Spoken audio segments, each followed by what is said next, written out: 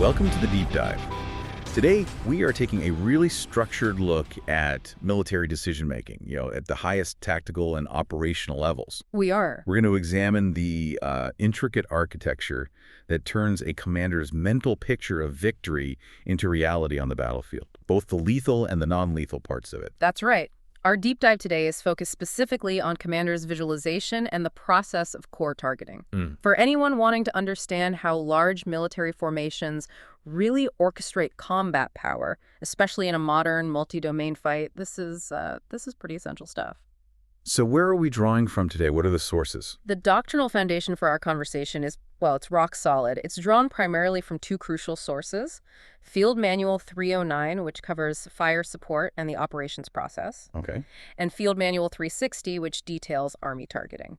We've also brought in some perspectives from professional military discussions, specifically insights laid out in a Commander's Assessment 2020. The complexity of modern large-scale combat operations is just immense. I mean, we're talking about coordinating efforts not just across ground forces, Right. but across all domains: land, maritime, air, space, and even cyberspace. Right. So for you, the learner, our mission today is to cut through that jargon and that complexity.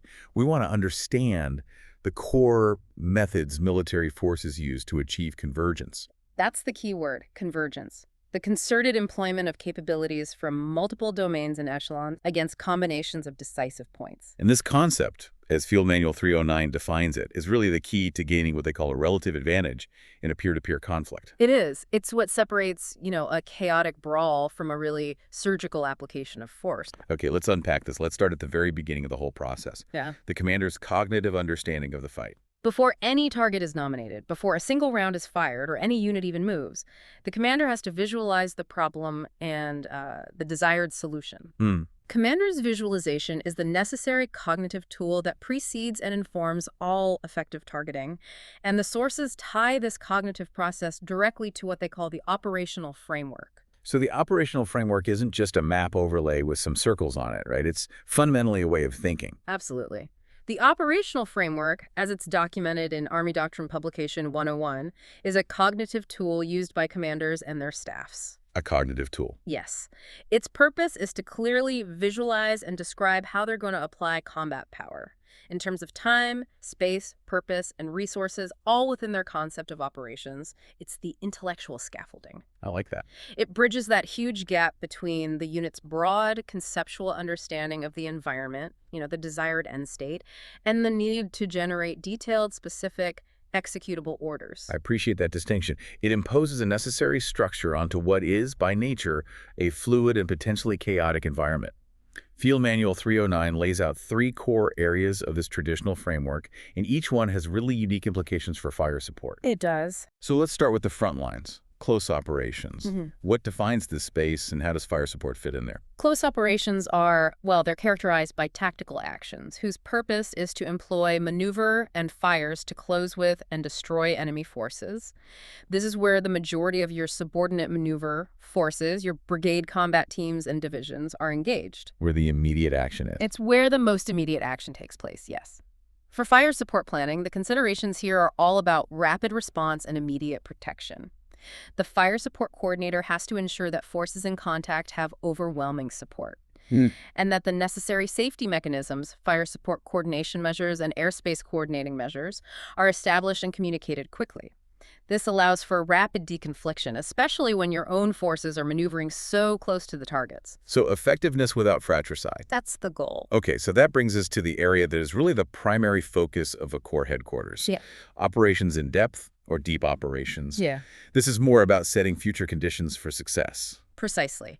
Depth is defined as the extension of operations in time, space, or purpose, all to achieve definitive results. So while the close fight is about winning now, Right. deep operations are about ensuring that the close fight 48 to 72 hours from now is even winnable. It's fascinating how the doctrine frames this. The focus of the deep fight is exclusively on the enemy. Their locations, their dispositions, their capabilities across every domain. You win in the deep fight by attacking the enemy's echelon capability. That's it. You're destroying their reserves, their logistics, their command posts before they can ever influence the close fight. And that is the core operational niche. It is. The Corps headquarters excels in temporal and physical deep operations. It projects its understanding and influence into the future to set those conditions. According to the doctrine, these deep operations fundamentally disrupt enemy movement, destroy high-payoff targets, and disrupt enemy command and control at critical times. And by doing that, you deny the enemy the initiative early on. You take it away from them. Given the range and the sheer volume required for this, the core often needs assets that don't belong to them, correct? This is where that idea of joint integration becomes unavoidable. Absolutely unavoidable. Many of the required target acquisition and attack capabilities you need for an effective deep fight long-range intelligence, joint air power, advanced missile systems, they're non-organic. So they belong to someone else. They do. They have to be coordinated through joint or unified action partners. This forces the core headquarters to engage the systematic targeting process, the whole decide, detect, deliver, and assess cycle with extreme rigor, because you're often negotiating for limited, high-demand resources from the Joint Force Commander. Yeah, you have to have your homework done. You do. What's fascinating here is how the visualization of depth forces the commander to think about targeting systems, not just units. At the tactical level, you might target a tank company, but at the core level, you are targeting the structural systems that enable the enemy's entire war machine. Their sustainment networks, their integrated fires command structure, their integrated air defense system. So you're attacking the skeleton, not just the muscle. A perfect analogy. By focusing on these deep systems, you isolate, you immobilize, and you weaken the enemy over time. You reduce their rate of arrival into the close fight to a level that your subordinate divisions can actually manage. It's an economy of force designed to create strategic paralysis. And finally, we have the third component, rear operations and the support area. These are often overlooked, I think, until something goes very, very wrong. They absolutely are. Rear operations are the tactical actions conducted behind your major subordinate maneuver forces. Their purpose is threefold: facilitate movement, extend operational reach, and maintain the desired tempo. In short, it's about making sure your sustainment and command and control networks are protected. So the fire support considerations here are mostly about risk calculation then. Primarily, the fire support coordinator has to balance that risk. Do you divert scarce fire support assets, which are desperately needed in the close and deep fights, to bolster security for the rear? It's a tough call. Yeah. But if those vital lines of communication and base clusters fail, the entire deep and close fight eventually grinds to a halt. The rear area has to be defensible, and fire support planning is essential to that defense, but without, excessively diluting resources from the main effort. So that really concludes that cognitive phase. The operational framework moves us from the commander's intellectual concept, their visualization, to a defined geography and timeline. And that prepares us for the next phase, building the actual machine to execute that vision. That's right. Now that we have that cognitive map established, the close, deep, and rear operations, we can transition from the intellectual concept to the physical mechanisms required to execute the commander's visualization, the system of fire support. And the successful delivery of fire is, it's completely contingent on the rapid, continuous, and synchronized coordination of every element in this system, and across all domains. As Field Manual 309 makes very clear, the system exists for one primary purpose. And that is? To place the correct type and volume of fire at the right time and on the right targets, ensuring the success of the commander's concept of operations. So what are the foundational elements of this functional system? Doctrine clearly identifies 4 essential elements that have to work together seamlessly. First up, we have target acquisition. Target acquisition, that's all about finding the enemy. It is. It's the detection, identification, and precise location of a target in enough detail to be engaged by lethal or non-lethal means. This relies on a huge and diverse network of assets, unmanned aircraft systems, reconnaissance teams, forward observers, advanced ground sensors, and specialized systems like weapons locating radar. The core targeting process is completely dependent on robust, continuous feeds from multiple sources. Okay, so you find the target. Next, you need the tools to engage it. That's the second element. Attack and delivery systems. This covers the full spectrum of means, both lethal and non-lethal, that you use to achieve the desired effect. So not just bombs and bullets. Not at all. This includes your organic field artillery cannon systems, high-precision rockets and missiles like the high-mobility artillery rocket system, various air-delivered munitions from joint aircraft, and even naval surface fire support. Crucially, the doctrine mandates integrating non-lethal capabilities, like cyberspace electromagnetic activities, which can disrupt enemy communications or sensors. Giving you a decisive temporary advantage. The Exactly. third element is command and control, the framework for the overall direction. Command and control provides that centralized direction and coordination exercised by the commander and staff. It makes sure all actions align with the operational plan. It's really the nervous system of the entire effort. And finally, the fourth element, which acts as that crucial nexus connecting detection to delivery. That is the fire support coordination and the fire direction process. This centralized hub is absolutely vital. It takes the targets acquired by the acquisition assets, compares them against the commander's intent and priorities, and then allocates the appropriate delivery systems, be it cannons, rockets, or joint air assets, efficiently, safely, and quickly. So this is where the noise of all that raw data starts to become music. That's the goal. And to make this system run efficiently, you need specialized expertise within that command and control structure. Who are the critical players that transform the commander's visualization into synchronized action at the core level and above? Well, the central figure is the fire support coordinator. This is the senior field artillery commander at that echelon, corps, division, or brigade. They have a vital dual responsibility. The dual hat. The dual hat. They are the supported commander's primary advisor on planning, coordinating, and integrating all fires, and they are the commander of the field artillery unit. That seems incredibly demanding. It is. This dual role institutionalizes fire support as true commander's business, because the fire support coordinator has to possess deep knowledge of the maneuver force's objectives, the operational capability of the entire fire support system, and the technical aspects of field artillery. Their job is to translate the maneuver plan into a fires plan. And as you move up the echelons, say above the core level, that role shifts toward even greater joint coordination, right? Correct. That's where the chief of fires comes in. The chief of fires is the senior fire staff officer at echelons above corps, like a theater army.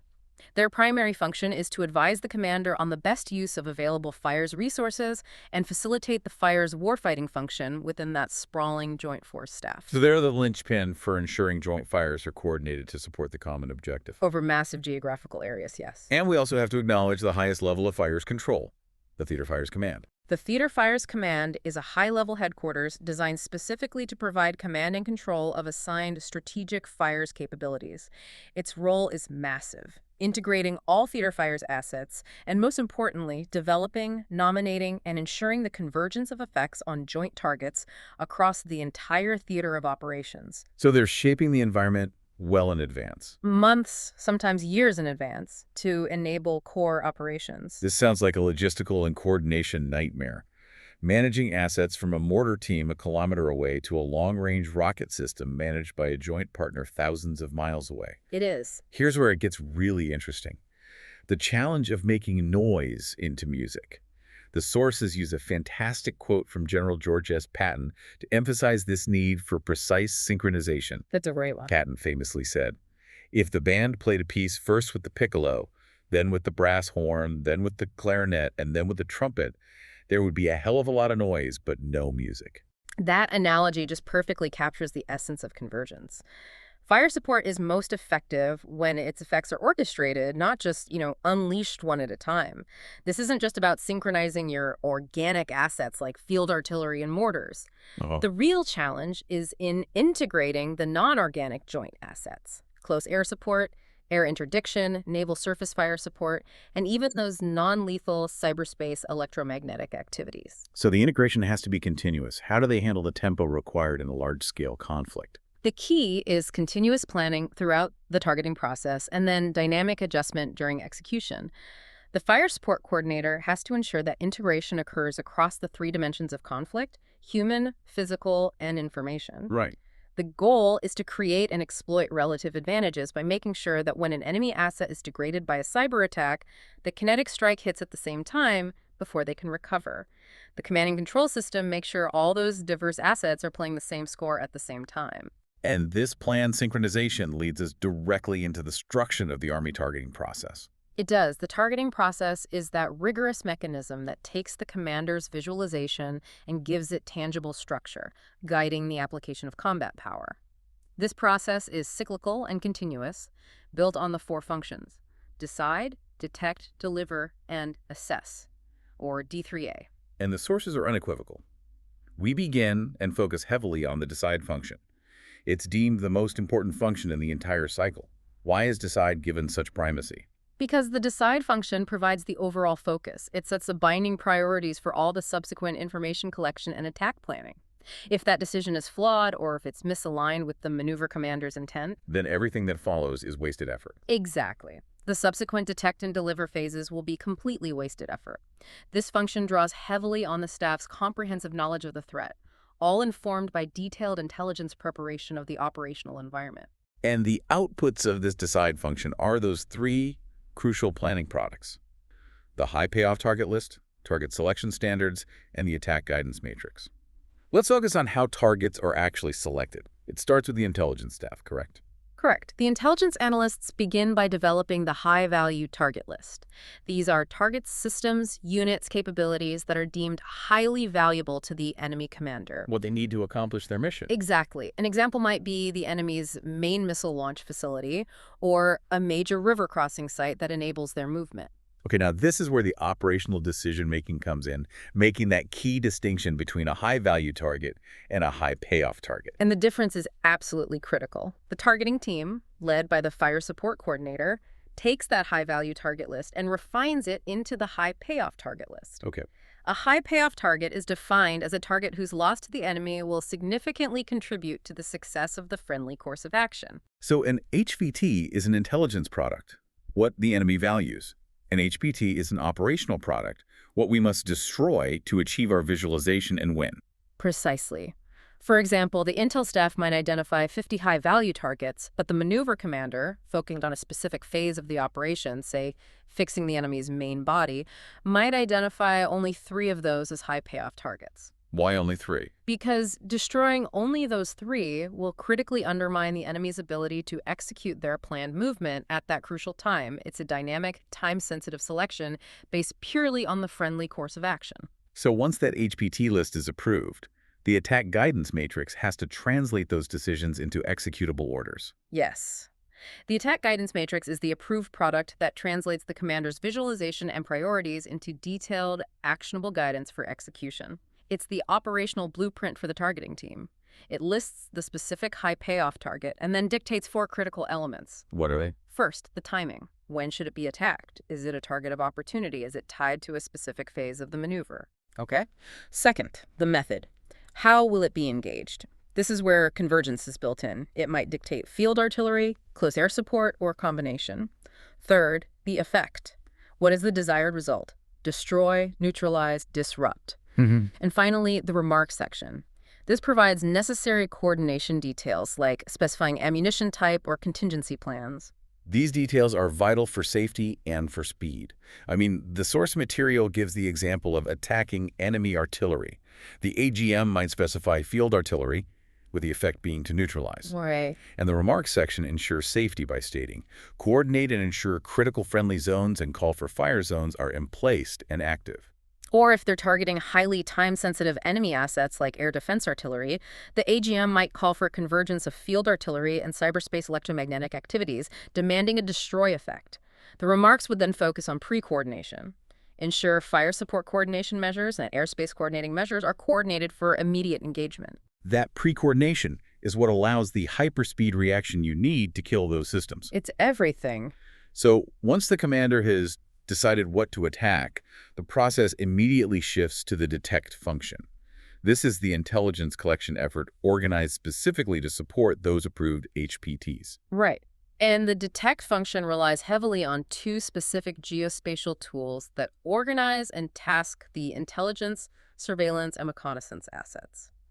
The named area of interest and the target area of interest. Let's define the first one. What is a named area of interest, or NAI? A named area of interest is a geospatial area against which information can be collected.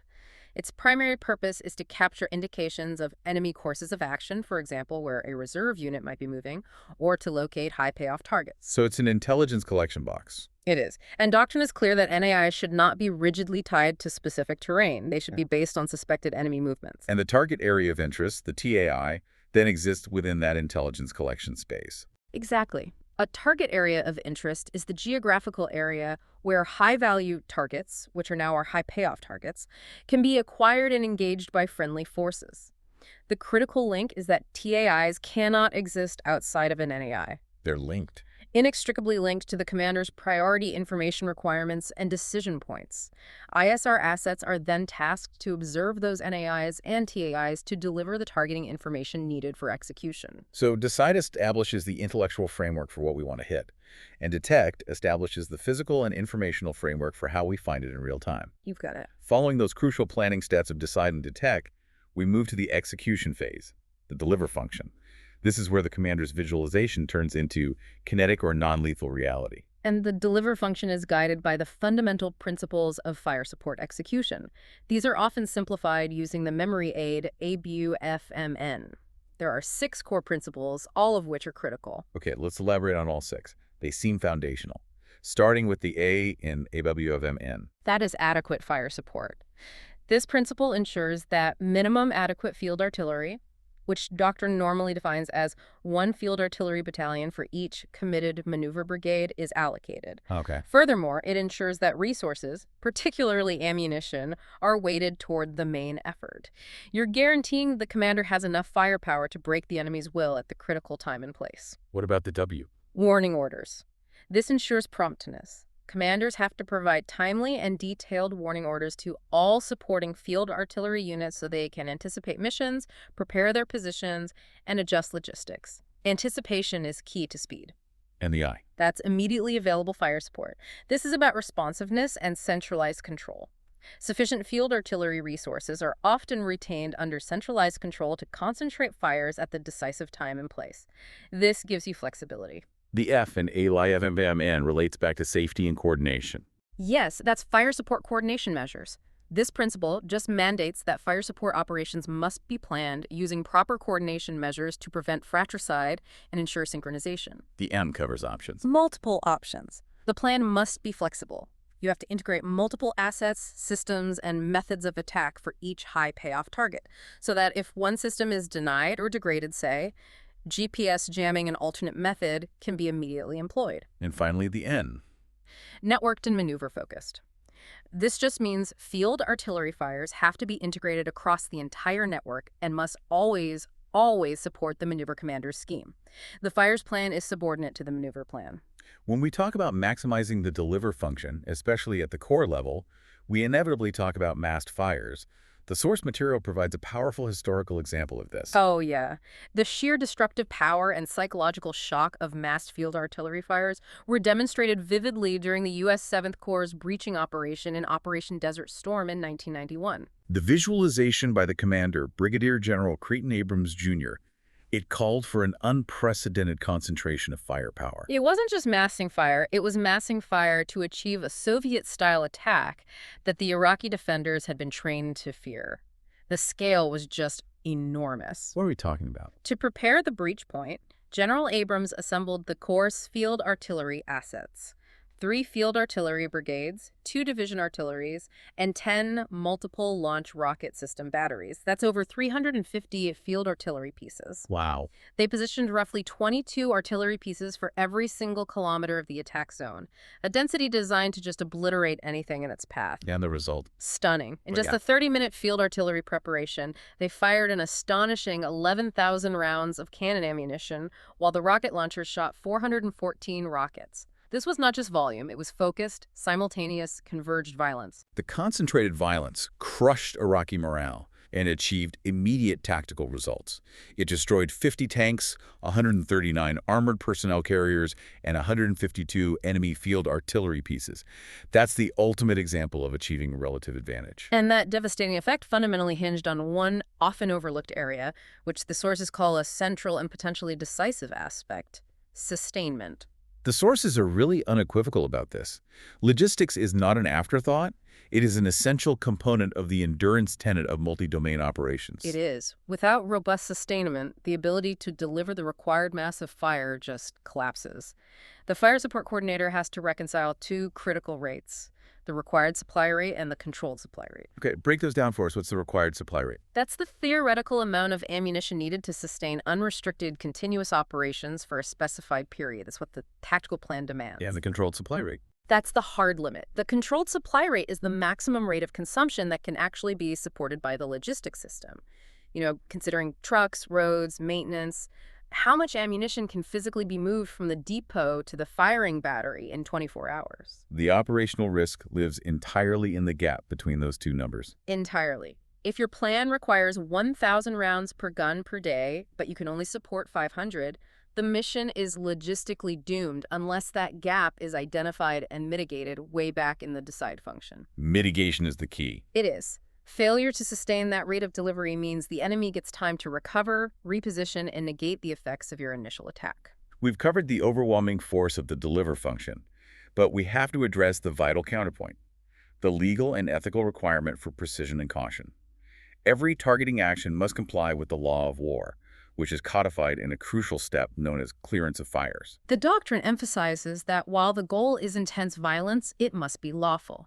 Clearance of fires is the process by which the supported commander ensures that fires or their effects will have no unintentional consequences on friendly units or non-combatants. And this is a command responsibility at every single level. It is not some administrative afterthought. Not at all. It's facilitated by clear maneuver control measures and sophisticated digital systems like the Advanced Field Artillery Tactical Data System.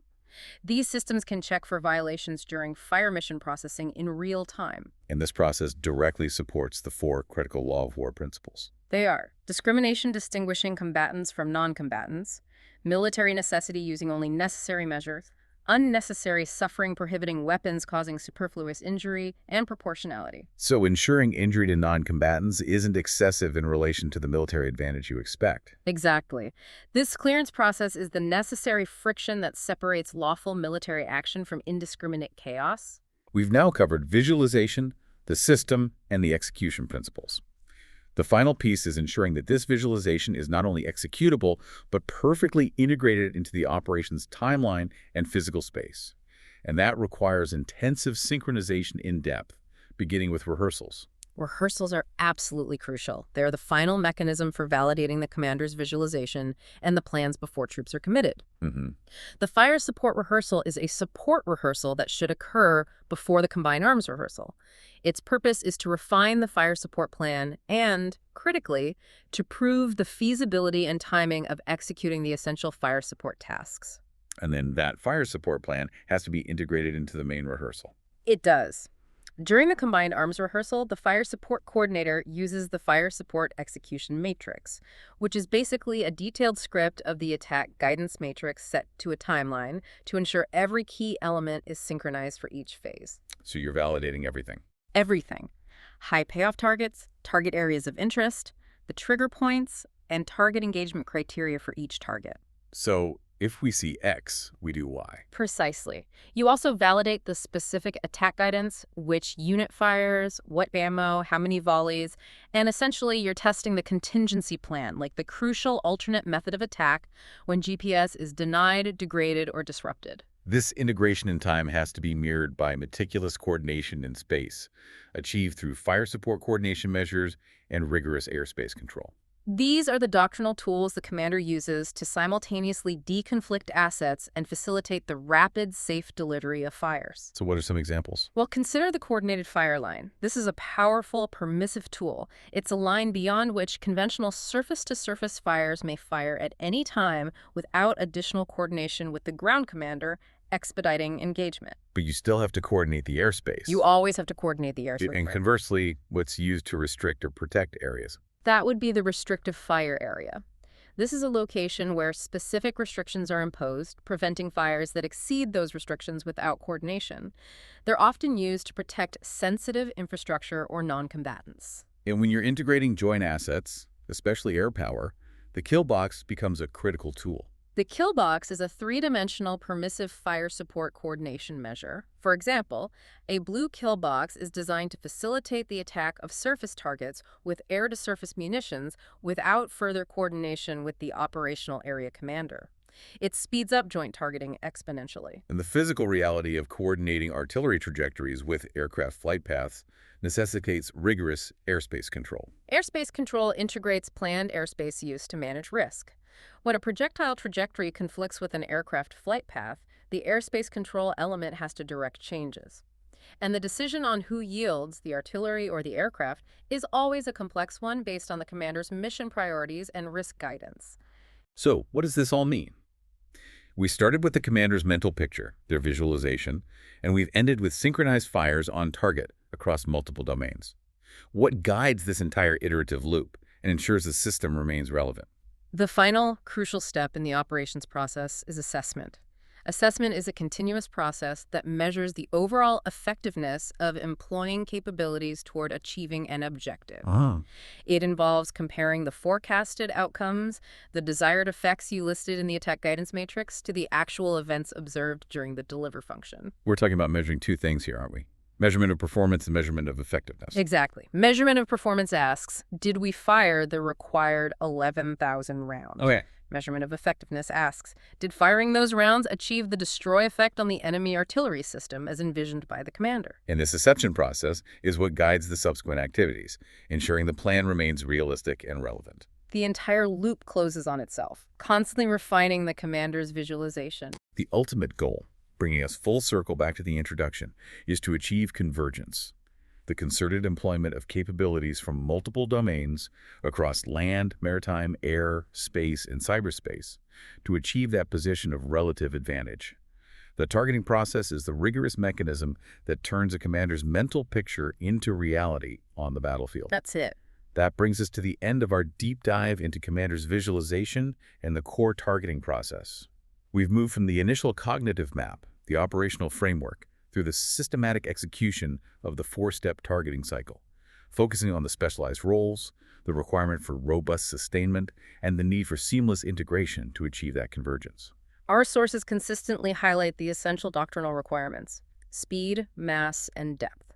Field artillery units are most effective when they can rapidly shift and mass fires without having to displace, ensuring overwhelming lethality, especially in large-scale combat operations against peer adversaries. Now, here's a final provocative thought for you, the learner, built upon the tension inherent in this doctrine. Given the imperative for speed, depth, and massing effects at long ranges, the Desert Storm scale of violence, how did that need for rapid, overwhelming force reconcile with the equally meticulous legal and procedural requirements?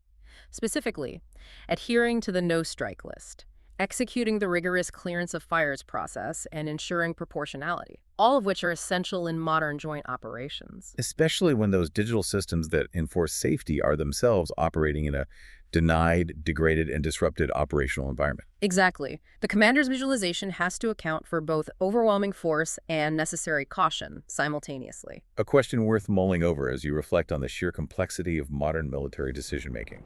Thank you for taking this deep dive with us. We'll see you next time.